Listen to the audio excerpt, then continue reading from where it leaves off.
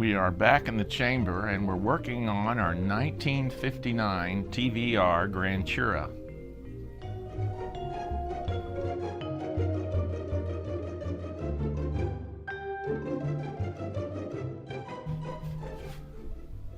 Okay, so here is our 1959 TVR Grantura.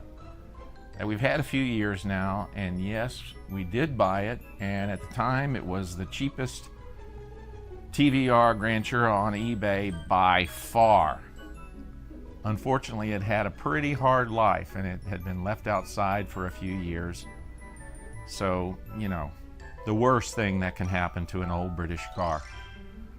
Anyway, because it's basically one of 100 of these examples, and you got to believe maybe less than half are still around. What we thought we could do is, in terms of a restoration, actually turned out to be much more of a challenge. We have done a few restorations over the years of Austin Healey's, Triumphs, two Lotuses, Lotus Super 7 and an Elan.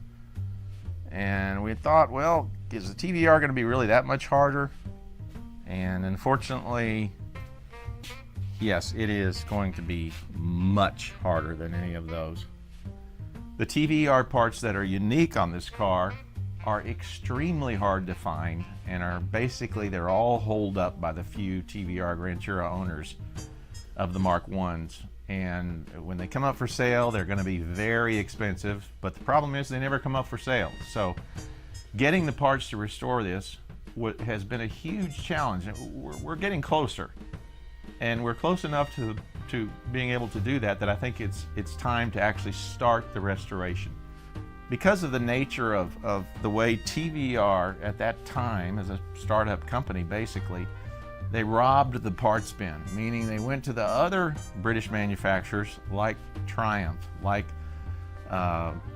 you know, anything Lucas, anything from terms of lighting. They borrowed from Ford. They even, as some of you know, they borrowed from Volkswagen for a lot of the suspension parts. So those parts have gotten to be hard to find as well, even though they're from a parts bin. Well, that parts bin may have closed in 1959 or 60, so those parts are as hard to find as the original TVR parts.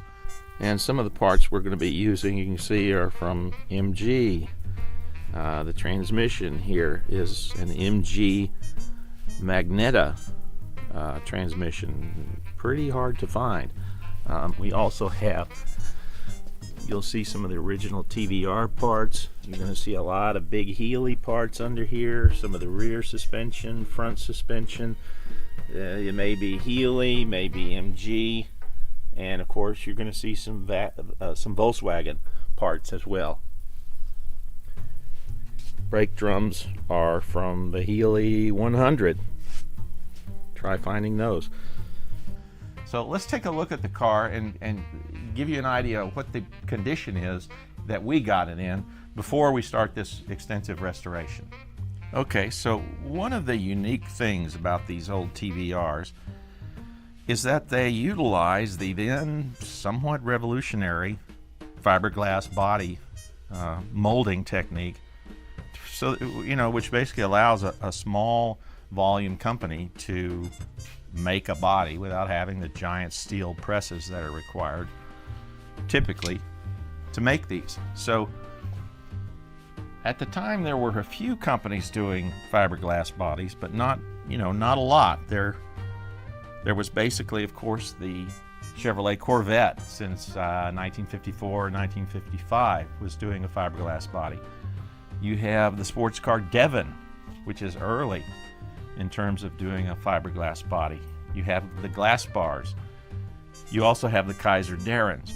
And also cars like the Elva, the little MG, I believe at the time, engined fiberglass body Elvas. These are all pretty small volume, except for the Chevrolet. But anyway, by the late 50s, there was a lot of people playing around with fiberglass bodies. The thing that TVR did to take it even further was that they developed a space frame chassis, which you can see here on our old original. So the space frame chassis itself was a pretty new, innovative way, and certainly in racing cars, you know, the big Mercedes 300 SLRs had them at Le Mans in 1955. You know, they were known. So, but anyway, it was still early days. You know, at the time in the late 50s, a car chassis, you know, it might have weighed 500 pounds. It, you know, of solid steel, maybe a 1/4 inch thick or close to it. A huge, heavy piece. So to come in and do this, to braze together, and you can still see the old braze welds, which is a, you know, a craft in and of itself. So the Grantura has had a pretty unique approach in this space frame chassis.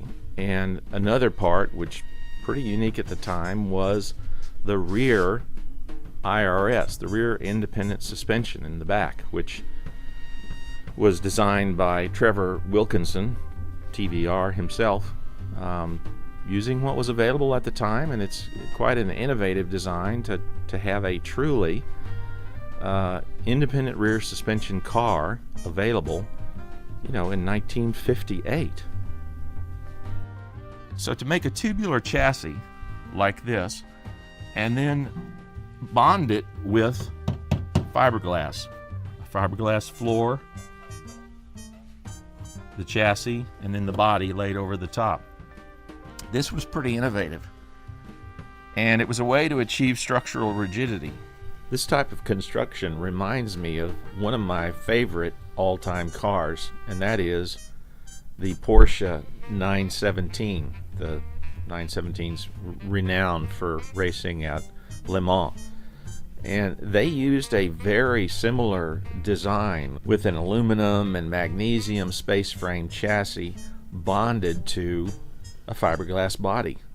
And this was more than 10 years later than the TVR Grantura, just to give you an idea of the kind of innovation this car represents. The problem with this approach is what happens if you hit a curb. You're going around a corner and you hit a curb. If you ever have a crash of almost any kind, you may have to separate the chassis from the body, which is a huge undertaking. Just to fix a corner, you know, you may have to come in and replace some of these tubes. Now, one of the things you'll notice on this example is that for some reason, the previous owners, at some point in the history, decided to cut off the front end of the chassis. So it's been cut. And that's one of the things we'll have to do, is to evaluate if we can reattach the pieces. We do have the pieces, and there'll be some tubes we'll have to replace, but we'll have to get it on the chassis table by itself, you know, clamp it down, get it all straight, and then we're going to attempt to braze them back together just like the original brazings are, as you can see here. So that's the goal. And again, what this created was a very strong structure and rigid, but almost impossible to repair. So this approach, you know, the Lotus Elite was a little different in that it did not have the tubular chassis. As many of you know, it had a front and a rear subframe out of steel. But a bit of the same problem when you had an accident. The early Lotus Europas tried it again, a molded in backbone chassis in the very first Series 1s, and you know, after a few owners had a little accident, suddenly the Series 2s had a removable backbone chassis. The TVR was designed, you know, to race against the Lotus Elites and a lot of the other cars. I think the TVRs were a bit heavier, so that would have been a tall order, but there were certainly a lot of cars they could beat on a given track. And they were raced. So one of the things that we're going to have to attack first is how do we separate the chassis from the body so that we can do the repairs to the chassis. So what we've determined is that basically TVR at the time started with a floor, which is this part down here, basically the floor. They started with a floor. They then put the chassis on top of the floor and they bonded it over, which is what you see up in here. These pieces were laid over the chassis tubes. and that held the chassis to the floor.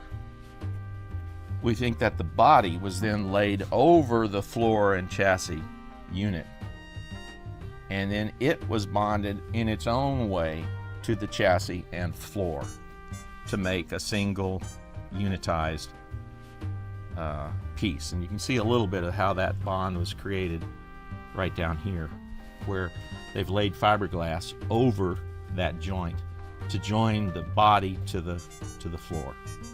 So our goal is to basically reverse engineer that and separate the body from the chassis and floor, then separate the chassis from the floor, fix that, attach the front and rear sections, and then carry on with a restoration of basically all the other things that you would normally do in a restoration. Okay, so let's take a look at some of the tools we're going to be using to separate the body from the chassis. So we're going to be using some air tools, pretty much a standard body saw. These are kind of an industry workhorse and they work really well. I've also got a set of metal snips in case we need to snip through some of these metal pieces that are supporting the back end of the fiberglass. An air cutoff wheel. This is a workhorse. This is something we use here in the shop almost every day. It cuts a very fine line, a fine clean cut. Doesn't have to cause you to have to remove a lot of metal. Plus it's an air tool, so it's a beast. It can keep working all day. A hammer, you know, a good ball peen hammer. We use those all the time. Chisels come in handy trying to separate things. Hearing protection, you know, good to have that all the time. Wear it all the time. Protect your ears. A pry bar for prying apart the fiberglass, you know, various pieces. Another tool that we've found that we really like is the multi-tool. You know, when these first came out, 5-10 years ago, I kind of thought, you know, is this like a little toy? Would this thing actually do anything with that little blade? Well, as it turns out, these things are incredible. And part of the good part of these is that it removes the tool, basically the tool body here. It removes the tool body here away from the cutting area here. So it pushes this back and allows you to get at almost any angle.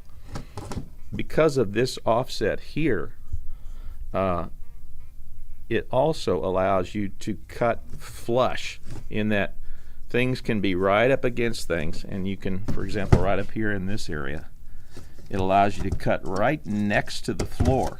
There's not many tools that will allow you to do that. So the multi-tool, it turns out, is a great thing to have, and the batteries these days last very long. So there you see.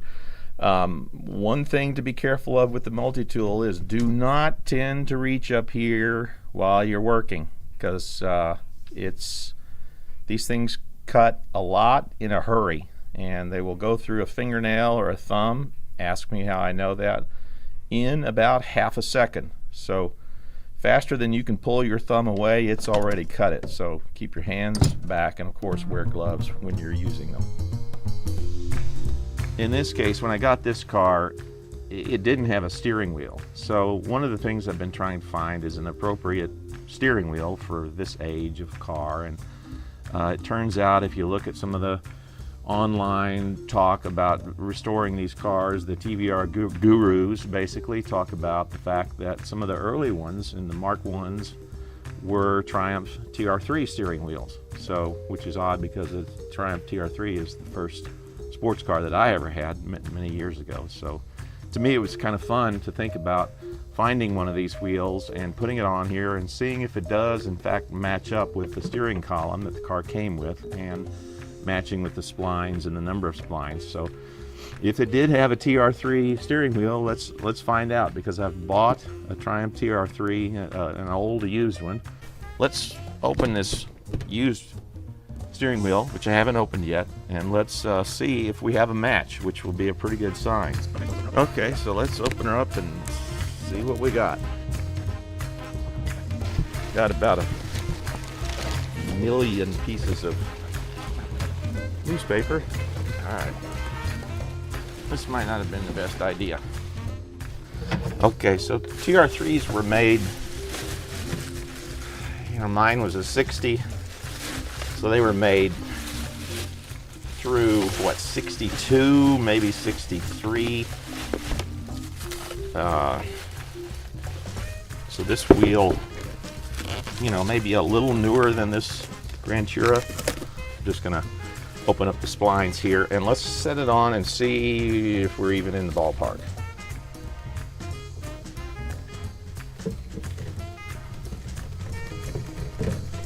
Okay, so I can tell you that that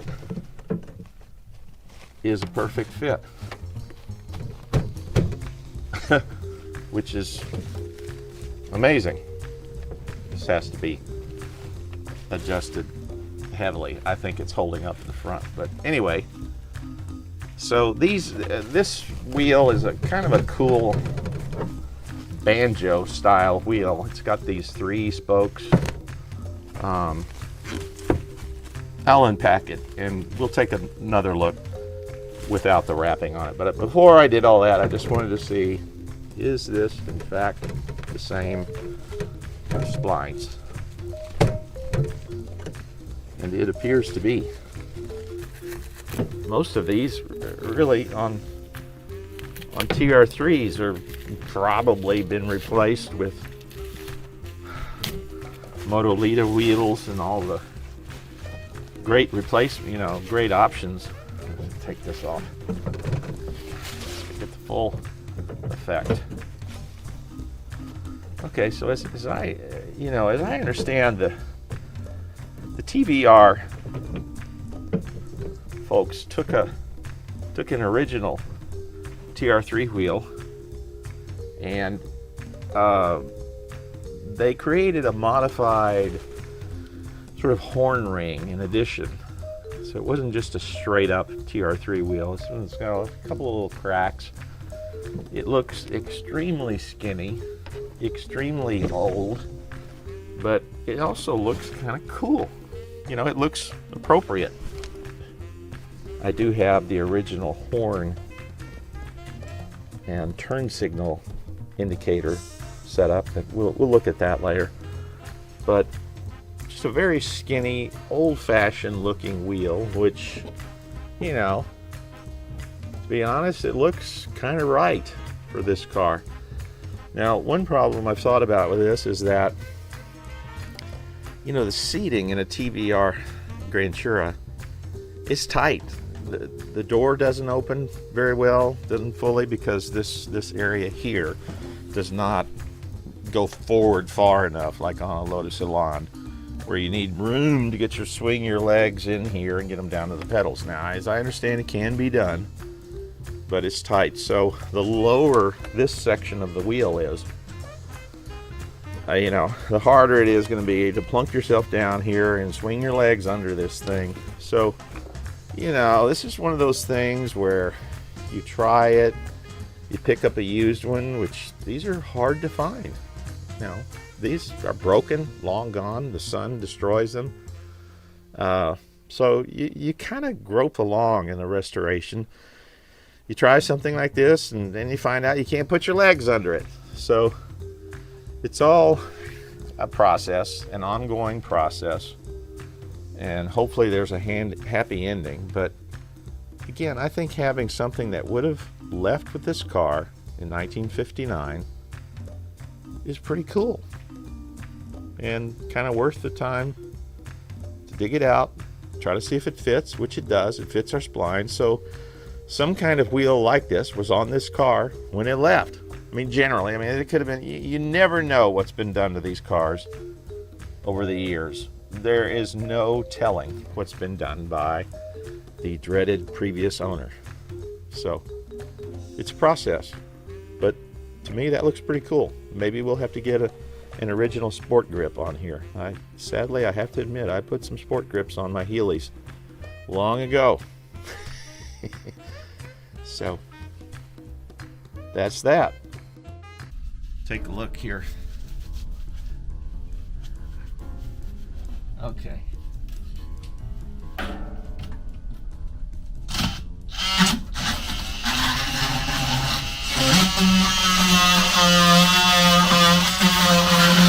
Okay, so I'm using this multi-tool to again separate the body from the chassis, which has had layers of fiberglass bonded over it.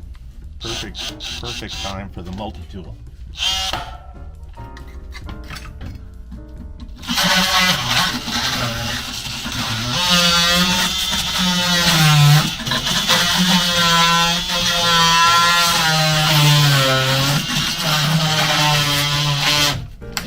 You really should have a mask on.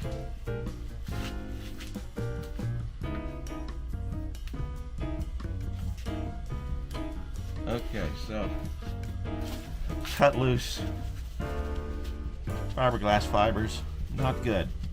So we got the mask.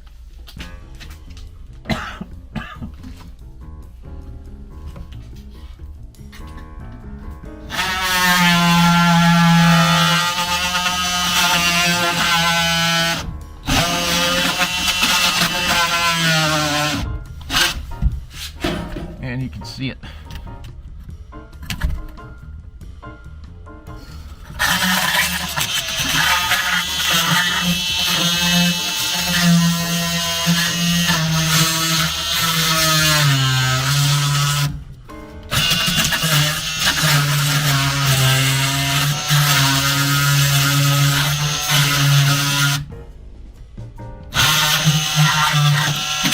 So we're basically cutting this chassis free from the fiberglass that's been laid over it to secure it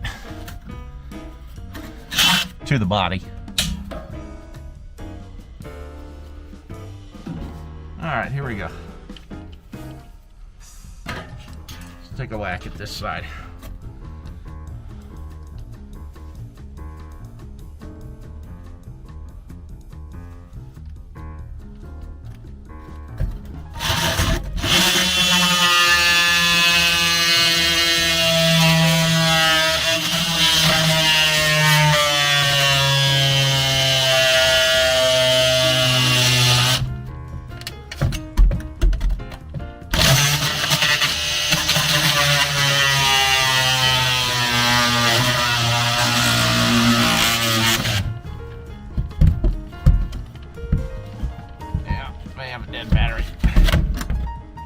Got some kind of problem.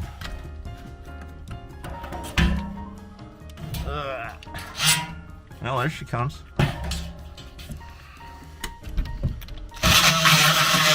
So just about through this side.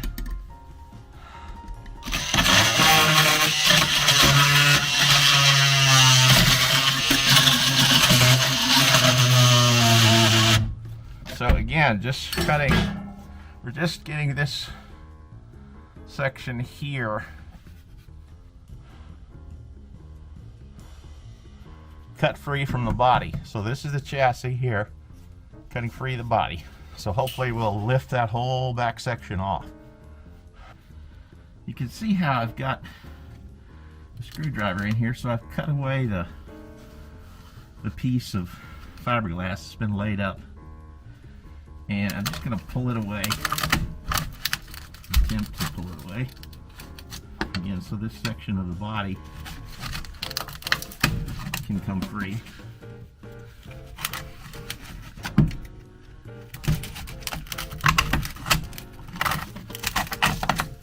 There it goes. Just give it a little more, and it pops back up.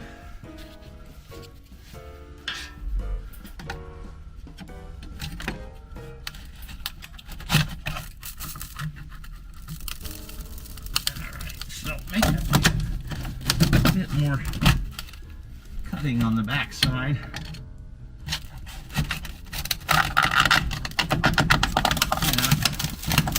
Okay, that's pretty much free.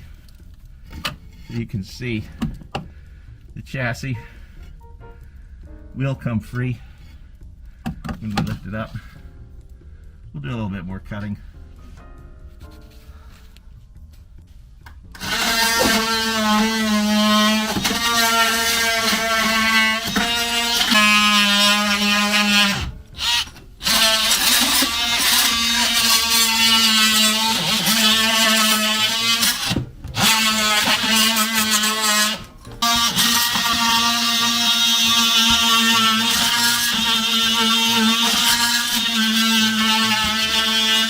This is a cut I'm not real thrilled to make, but it's got to be done. The sill and the door jamb are still connected here, and I'm just going to cut down through here and separate on this flat surface here so that there's a way to rejoin it, and then I'm going to come straight back off the sill here, right down here, to be able to connect that later. So we'll go ahead and try this cut and see how she turns out.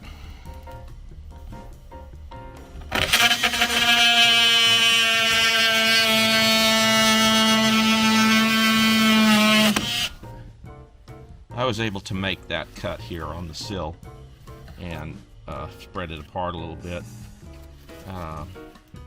Wasn't able to hold the camera while I cut that, but it's open, it's free, quite a bit of layers there. Now we've got to get through this back side again.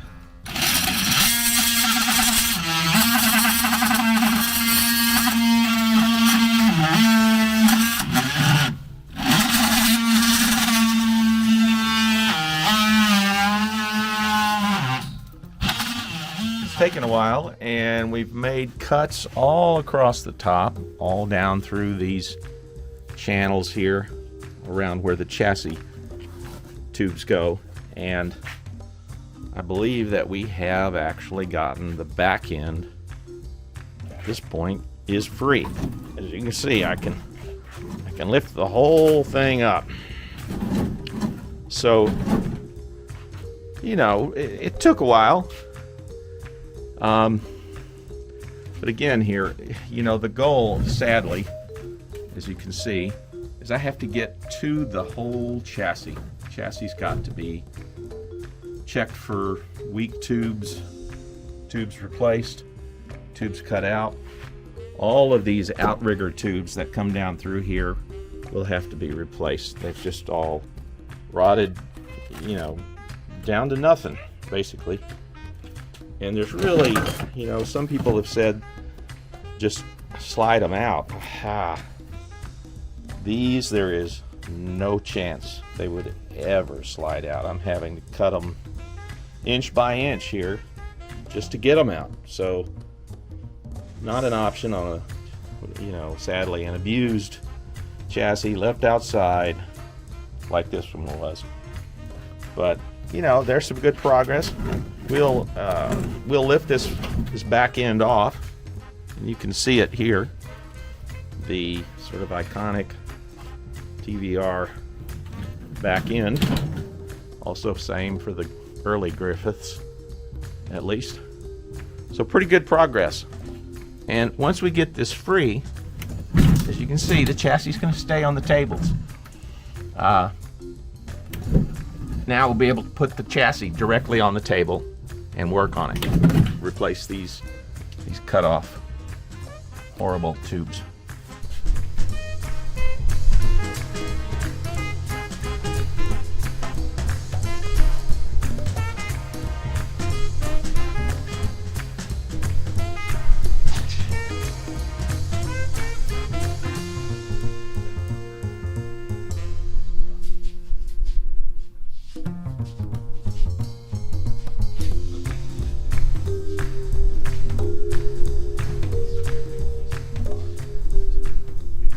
So we have just taken away the rear section of the car, freed it up from the rest of the body here, cutting all along the tunnel and everything. And now we get a good look at the rear end of the chassis, the space frame chassis, and all of the unfortunately damage that we've had back here over the years. So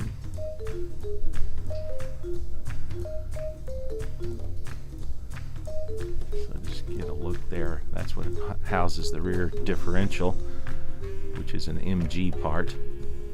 And then, as I've already said, some of this rear section was cut down here and up here, and I really can't figure out why that is that it was cut, but it was cut. Maybe for some type of restoration, not sure.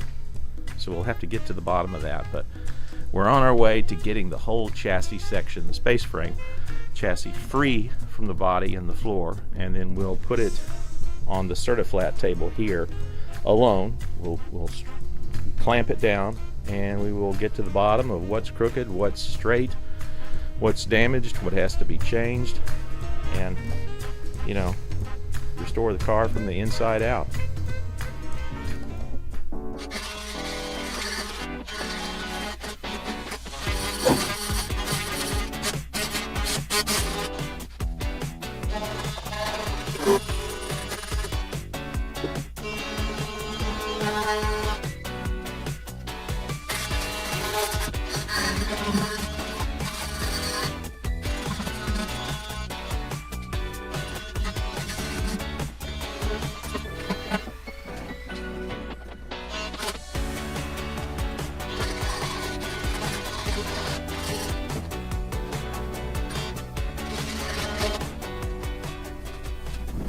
One of the last areas to cut free from the chassis and frame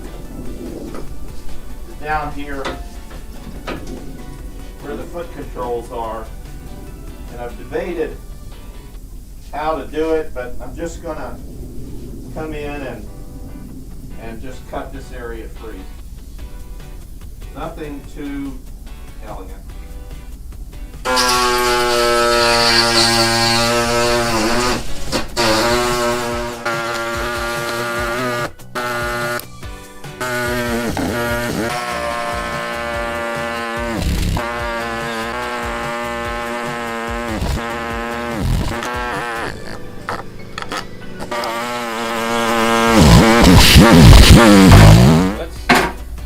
Let's see if we can get this to come free.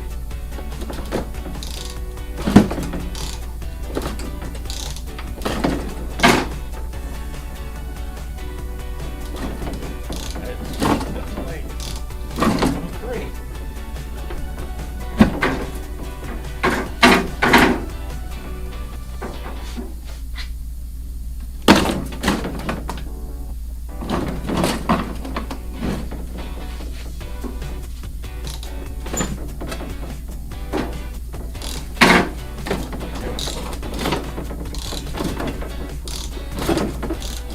That. I think the body come free. Woo!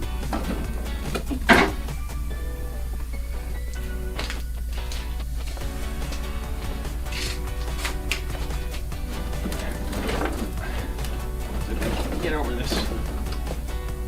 I'm just going to pull the table back.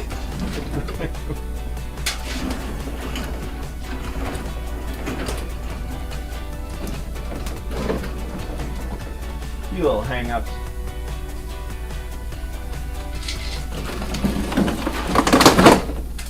There we go. Not exactly a pretty picture, but this is actually what you would call progress after many years, more than 60 years. This body is separate. Not making some nice sounds. That I don't have a higher voice.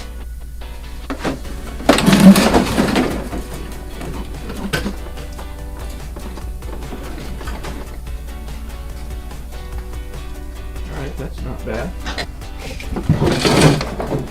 There we go. That's basically free. There's the chassis, seeing the first light of day in more than 60 years. we'll clean this up and take a look at it. You get an idea of, you know, the chassis is pretty simple, but still very interesting and very cool in its design. All 2-inch tubes, except for the 3/4 here for triangulation. And then of course the outriggers are in very bad shape, so these will all have to be completely replaced. But we're going to use the floor to get an exact measurement on where these were. Before we separate it from the floor, we'll get all the measurements. I don't know when this emergency brake was last pulled, but it's stuck.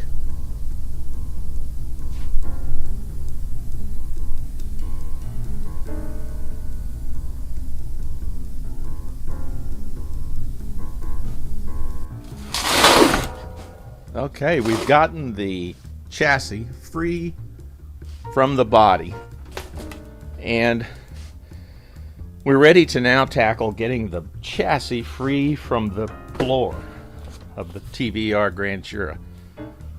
And this brings us to the end of our first episode on the TVR Grantura Mark I restoration. In the next episode, we're going to focus on getting the chassis free from the floor, and then we're going to start replacing the bad tubes that we know have to be replaced on the chassis. Well, that was a pretty tough process. Not something we particularly enjoyed, getting this separated, but as you can see, it's unfortunately about the only way to get back to where we can fix what needed to be done. There may be prettier ways to do it, but it's done. Done is better than perfect, as we used to say in project work years ago. So if you like this kind of more detailed content, where we get down into the nuts and bolts of how you restore these cars, please like and subscribe to our channel. We're going to be doing more of these, especially with the restoration of this chassis. So join us next time here in the combustion chamber.